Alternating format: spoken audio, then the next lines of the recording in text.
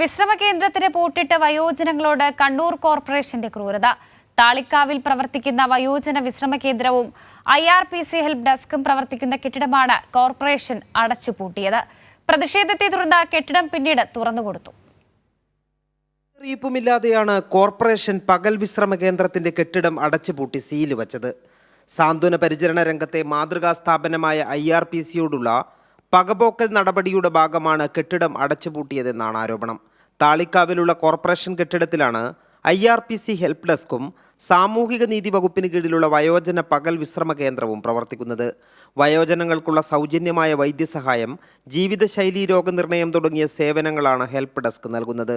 Corporation ഭരണം UDFന് ലഭിച്ചതോടെ IRPC help desk അടച്ചുപൂട്ടാനുള്ള ശ്രമങ്ങൾ ആരംഭിച്ചു.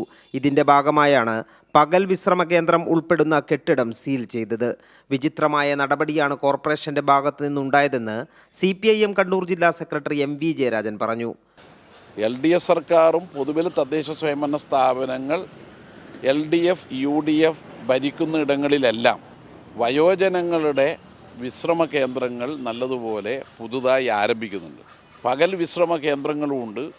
വയോജനങ്ങൾക്ക് പൂർണ്ണമായി താമസിച്ച് ഭക്ഷണമടക്കം നൽകാൻ പറ്റുന്ന വിധത്തിലുള്ള വൃദ്ധജന സൗഹൃദ ഗൃഹങ്ങളുമുണ്ട്. ഇത് രണ്ടുമുണ്ട്.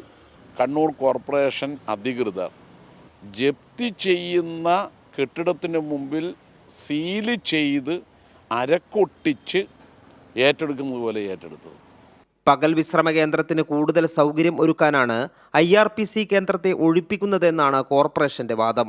കെട്ടിടം മുന്നറിയിപ്പില്ലാതെ അടച്ചുപൂട്ടിയതിനെതിരെ വയോജനങ്ങൾ പ്രതിഷേധവുമായി രംഗത്തെത്തി.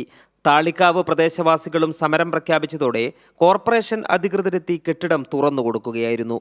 കൈരളി ന്യൂസ്, കണ്ണൂർ.